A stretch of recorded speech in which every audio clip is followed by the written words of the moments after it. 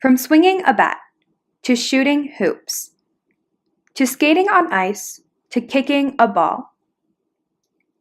Children are introduced to many athletic activities beginning early in life. With the increase of organized sports for younger children, parents need to be educated on the advantages and disadvantages of their school-aged child participating in a competitive sport. There are 3 learning outcomes from this video. 1. Describe the significance and importance that the improvements to competitive sports have made on school-aged children. 2. Discuss the benefits of competitive sports and the physical activity and strength training that come along with it. Health promotion. 3. Analyze the ways parents play an active role in supporting their school-aged children in sports. This morning I had a chance to talk with Marty, who is an RN at an elementary school here in Helena. She said they have cut back on physical activity in schools in recent years. She mentions that kids don't want to participate in gym or go to PE class anymore. At the beginning of the year, they come in saying their muscles hurt, and this is because they ran and they then have muscle fatigue. She thinks this is from an increase in screen time and less outdoor time over the summer. She does see the benefit of gym class twice a week in her students. Concussion issues and behavioral changes are not as common until they are in contact sports. Here in Helena, they can start playing contact football in 5th grade, and up until then, they play flag football. She also mentioned that there has become a pressure of what needs to be accomplished in a school day. Every grade has such a span in elementary school-age kids, so schoolwork becomes more of the focus to try and keep kids on track. With this, PE class becomes less of a priority. Outside sports can also be expensive for parents to allow their kids to play sports year-round. It's hard for low-income families to allow for their kids to be involved. Marty also mentions that she has 3 kids that she thinks during the winter is hard because they go to school and they are stuck in with indoor gym, and then they come home and they still can't go outside to burn off their energy. She mentions her school has a lot of indoor recess because of weather, which is hard because the building is small. This means the kids can't run around like they would if they were to be outside. She also mentioned that this morning she had a child come to her and he said he kept falling off his chair in class, and she could see he was visibly antsy and needed to burn off his energy. Overall, we learned a lot from reaching out to an RN in our community on the topic of sports in school-aged children.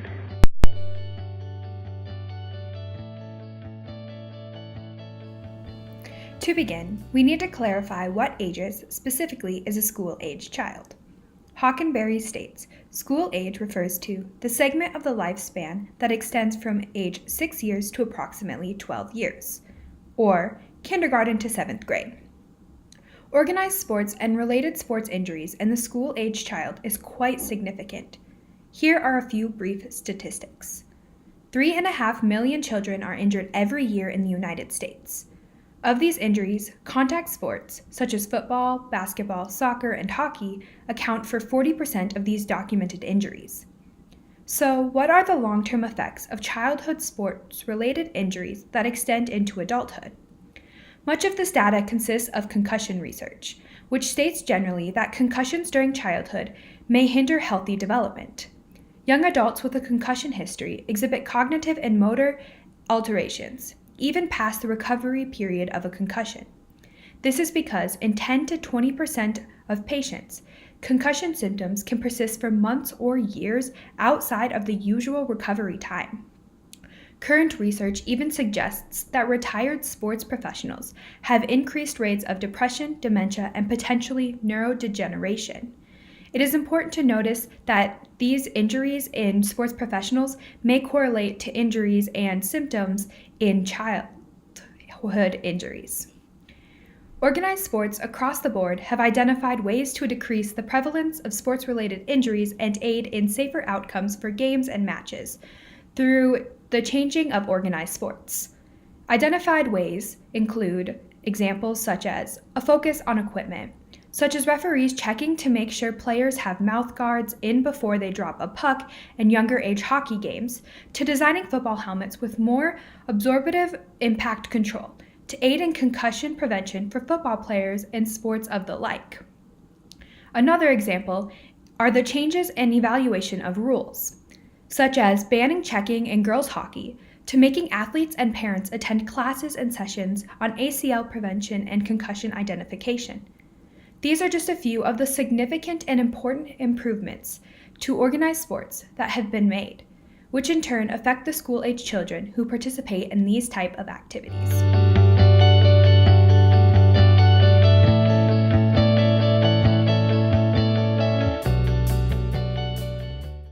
Competitive sports and physical activity play a key role in keeping children healthy while encouraging daily activity and times of freedom to play. As obesity is becoming a national phenomenon affecting higher rates of school-age children, it is important to keep them active and within healthy BMI ranges. According to the CDC data from 2015-2016, nearly 1 in 5 school-age child was obese. This number has nearly tripled since the 1970s, showing children are at higher risk of developing long-term health problems due to this increase in obesity. So what does this look like in a school population? Here is an image that will put this into perspective.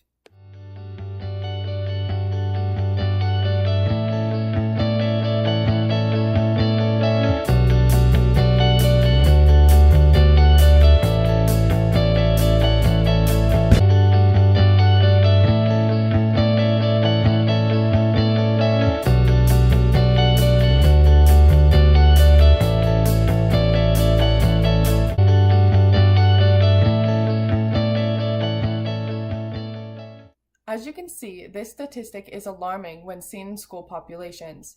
The CDC recommends that school-age children participate in at least 60 minutes of physical activity a day through activities that strengthen muscle and bones to keep them at a healthy weight. Rigorous activity and exercise should be done at least 3 times a week to teach young children how to develop healthy, lifelong exercise patterns. According to Veyer's article, Physical Activity and Strength Training in Children and Adolescents, competitive sports are a health benefit which increases muscular strength through physical activity and tasks related to that sport, reduces adipose tissue on children who are at increased weight for their age, gender, and height, reduces blood pressure, reduces cholesterol and triglyceride levels in children with obesity, improves bone health by increasing stress on bones during these activities, and improves overall aerobic fitness. All of these benefits decrease the risk of potential health conditions such as hypertension, asthma, bone and joint problems, type 2 diabetes, heart disease, or the effects of social isolation, depression, and lower self-esteem caused by peer bullying. It is important that children are active and live healthy lifestyles, which competitive sports offer to younger children, reducing potential health issues that may arise as adults. Obesity not only affects children physically, but also their emotional and social health, increasing the importance of these physical activities. These sports also play a role in socialization and teamwork skills, which are an important part of childhood learning and development.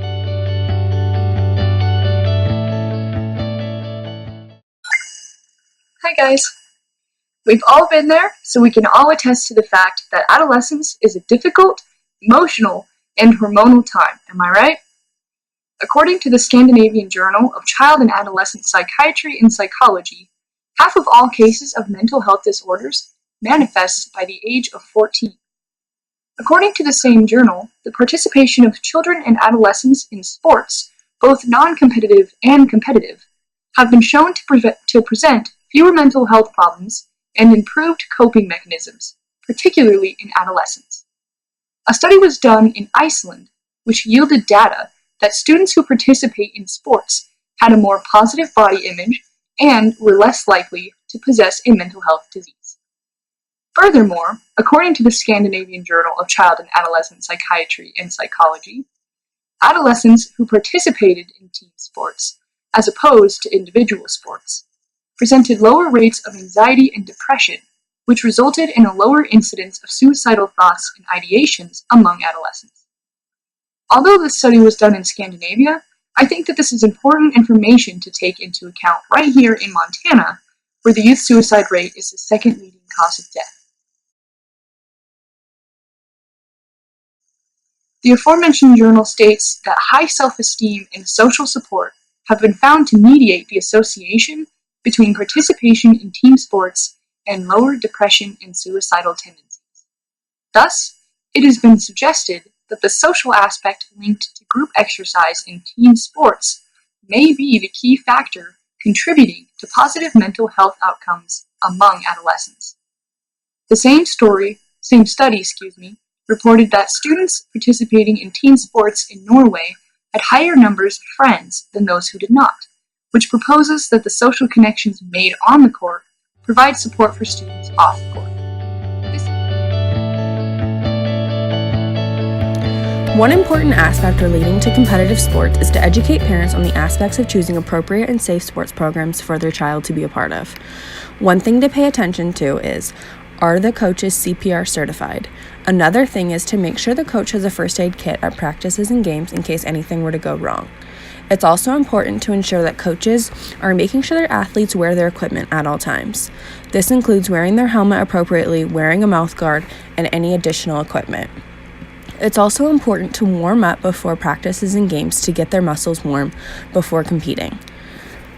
Another important aspect is to make sure that the coaches remain in control of sports behavior when on the field to make sure that no additional injuries happen. Lastly, they should make sure that all coaches have a background check before being able to coach their child. All of these key ideas are helpful in ways that we can help to analyze the ways parents play an active role in supporting their child in school-age sports. Another way that parents can be involved in their child's experience when playing sports is to make sure their sport is enjoyable but also safe. Parents can be involved in their sport. They can offer to assist the coach or be the team mom to help organize the team. There are many ways for the parents to be involved and active in their child's sport.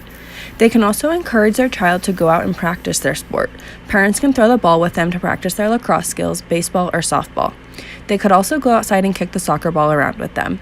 They may also encourage them to work on conditioning to help prepare their bodies for the upcoming season. As a parent, it is important to respect the coaches, the players, and the referees when they are on the sidelines.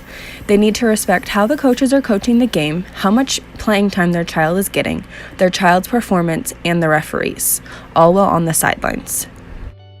It's important that we encourage kids this age to start playing in sports, but it's also important that the parents encourage this and that they respect the coaches, the referees, and the player. Overall, we want kids to have an enjoyable experience when they're playing their first sports. Proper nutrition is extremely important for the young athlete, and parents need to know what and when to feed their child to not only aid in their best athletic performance, but to help with growth and development as well. Kids who are not given proper nutrition are more susceptible to fatigue, injury, and illness. Kids 6 to 12, both boys and girls, require about 2,000 to 2,200 calories per day, and parents need to keep an eye out for 3 key aspects of a well-balanced diet: macronutrients, micronutrients, and fluids. The macronutrients important for a well-balanced diet include carbohydrates, proteins, and fats. Carbs are extremely important for the young athlete because it provides their body with the main source of fuel that they need. Some sources include whole grains, fruits, vegetables, and milk and yogurt. Some really great sources of protein are lean meat and poultry, eggs, fish, legumes, and dairy products. And finally, fats include fish, avocado, nuts and seeds, and olive and canola oils. It is important that parents try to provide their children with poly and monounsaturated fats and limit their amount of saturated fats that they consume. The micronutrients important to young athletes include calcium, which is important for bone health, vitamin D, which aids in the absorption of calcium, and iron, which helps deliver oxygen to the body's tissues that helps in growth and development. Some great sources of these micronutrients include lean meat and poultry, eggs, leafy greens, broccoli, fortified grains, and dairy products. It is extremely important that young athletes stay hydrated.